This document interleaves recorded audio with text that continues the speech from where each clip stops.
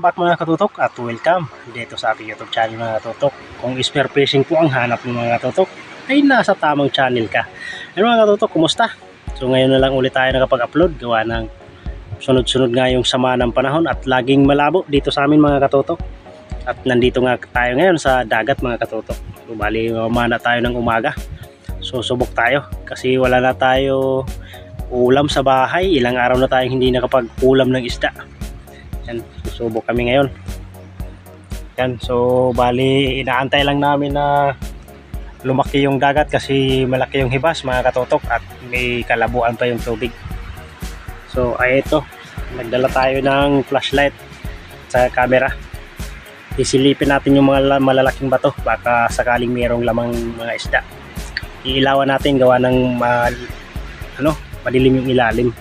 Yan mga tutok, abang-abang lang po sa mahuhuli natin mamaya kasi pinapalaki pa namin yung dagat, kaya abang-abang lang mga katutok pagdating natin sa laot.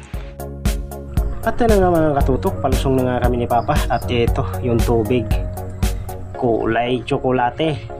Sana'y malinaw sa laot mga katutok. Ayan mga katutok, sa mga hindi pa pala nakapag-subscribe sa aking YouTube channel ay mag-subscribe ka na mga katutok para lagi kang updated sa mga video na ginagawa ko kagaya nito.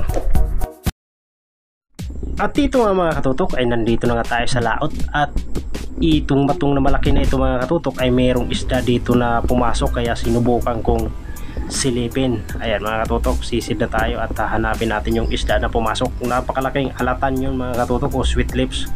Kaso nga lang ay sobrang labo, hindi ko napansin mga katutok, baka lumabas na yun sa kabilang butas kasi nung inilawan ko dito ay wala na yung isda mga katutok. Kapal na lang yung natira, o palata. Wala na talaga siya mga katutok. Umaga kasi.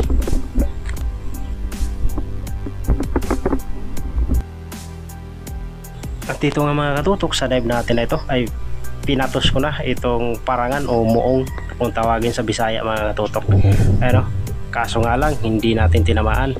Pumapana kasi kami dito mga katutok sa umaga ng mga ganitong klaseng isda gawa ng yung malalaking isda ay ayaw palapit. Ang iilap talaga mga katutok lalo na sa ganitong napakalabo ng tubig.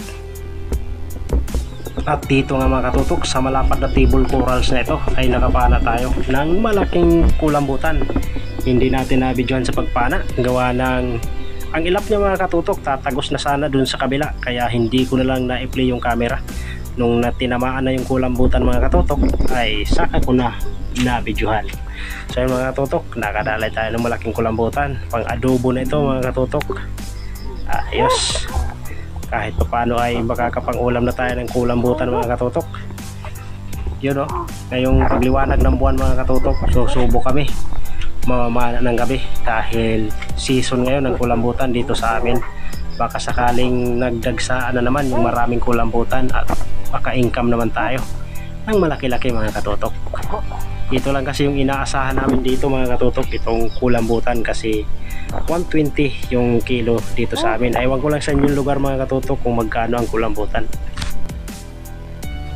At dito nga mga katutok ay nakakita tayo dito ng manitis natutulog kahit umaga, kaya pinatos ko na rin.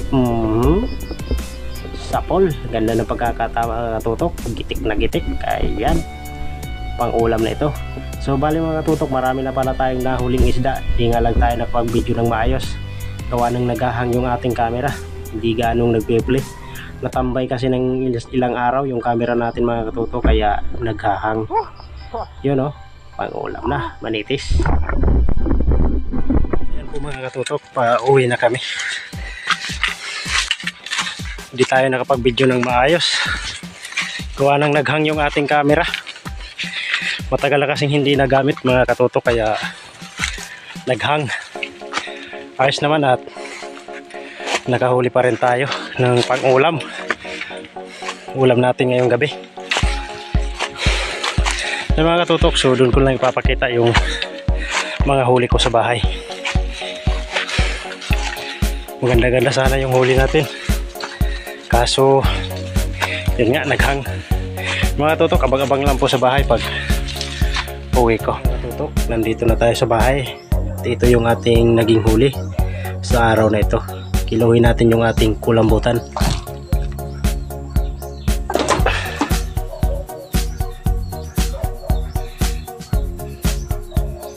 1 kilo kalahati.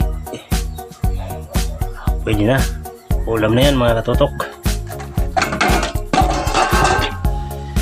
Saka yung maliliit natin na isda ay kiluhin rin natin. Sayang, naghang yung camera natin kanina. Hindi tayo nakapag-video ng maayos. Ito, prituhin natin ito. Pang baon ng estudyante natin mga katutok. Ganito lang talaga yung mga isda na nahuhuli namin dito sa amin mga katutok pag umaga. Gawa na yung malalaking isda ay napakailap. Ayaw palapit. Buti sana kung di malabo. Yan yung ating isda. Ano lang, 8 gramos. Ulam na rin yan mga katutok. Tapos pang ulam lang muna yung huli natin. So baka bukas mga katutok, bukas ng gabi ay mamamana kami dahil yung tubig ay palinaw na, medyo hindi na masyado malabo mga katutok. Ayos na rin, may pang ulam na rin tayo mga katutok. Thank you for watching mga katutok.